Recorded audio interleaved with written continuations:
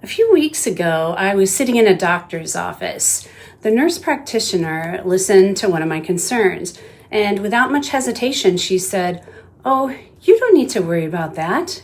She sounded completely confident. And something interesting happened. For just a moment, I felt relieved. The problem hadn't changed, the evidence hadn't changed, nothing new had actually happened. The only thing that had changed was how certain she sounded. Then I remembered something. Her supervising doctor had told me something different about this issue. A pharmacist had raised the same concern. And this wasn't even the first time she confidently told me something that later turned out not to be right. She might have been right this time. She might have been wrong. That isn't what stayed with me. What stayed with me was how quickly I felt better before I'd even stopped to think. I already knew there were reasons to keep asking questions, and yet just hearing someone sound certain made me feel like I could stop looking. I don't think I'm unusual. I think most of us do this. Someone sounds like they know what they're talking about, and part of us just relaxes. Not because we've suddenly learned something new. We haven't. But because uncertainty is uncomfortable. Our brains naturally want that uncertainty to end. So when someone speaks with confidence, it's tempting to borrow that feeling for ourselves. For a moment, it feels like the uncertainty has disappeared, even though nothing has actually changed. That made me wonder how often I do that without even realizing it. Then I started noticing something else. Confidence isn't the only shortcut.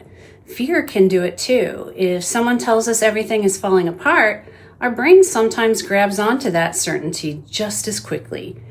Really, almost any strong emotion can. Sometimes we borrow certainty because someone sounds confident. Other times because we already trust them.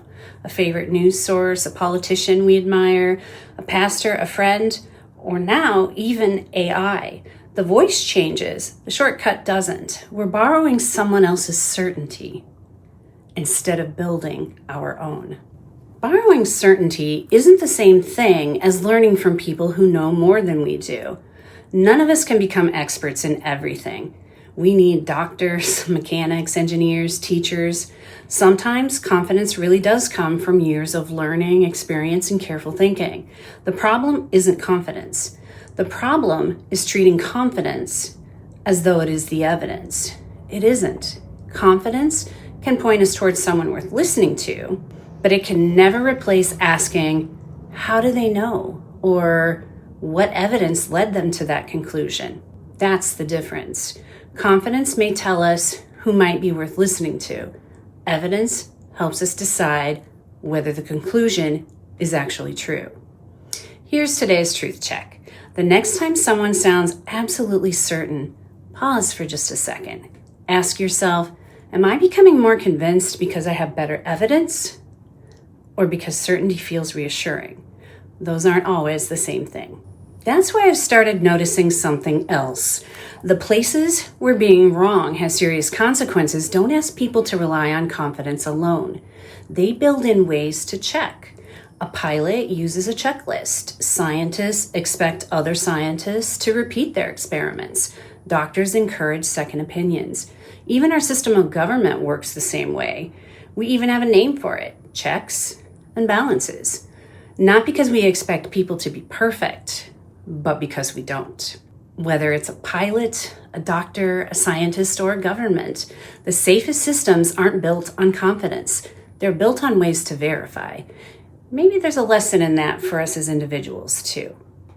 So through my window today, I think one of the hardest sentences any of us can say is, I don't know yet. Not because we're unintelligent, but because uncertainty feels unfinished. It makes us uncomfortable. It's understandable that we reach for certainty wherever we can find it. We all borrow certainty sometimes. The goal isn't to stop. It's to notice when we're doing it. Maybe the strongest habit isn't becoming more certain. Maybe it's becoming more comfortable living with uncertainty until the evidence deserves confidence. Borrowing certainty feels better right away. Building confidence through evidence usually takes longer, but it gives us something relief can't: a reason to trust what we believe.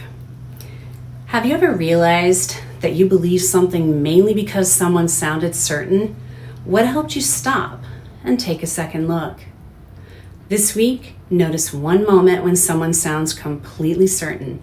Before deciding whether they're right, ask yourself, what evidence are they using? You don't have to become skeptical of everyone. Just practice separating confidence from evidence. This channel isn't about censoring or forcing people to agree. It's about slowing down long enough to really listen, understand different perspectives, and approach discussion with thoughtful reflection. Together. I welcome different views, I really do, but respect matters here. If you disagree, explain why. If you see it differently, share your perspective. Here, our differences are strengths, and they're starting points for deeper understanding, not weapons. And if you'd like a little extra help shaping your reply, I've linked my 3 Ps in Action comment edition in the description. It's the same process I use myself to pause, pinpoint truth, and proceed with purposeful forethought. Sometimes the most honest answer is, I don't know yet. Confidence can point us in the right direction, but evidence is what tells us if we've arrived. And maybe that's why the strongest people aren't always the ones who sound the most certain. They're the ones willing to keep asking questions until confidence has something solid to stand on. If you find these reflections valuable, hitting the thumbs up, sharing this with a friend, or subscribing helps bring more people into the conversation. And I'm really glad you were here. Remember, pause, pinpoint truth, proceed with purposeful forethought. Join the conversation. See you next time.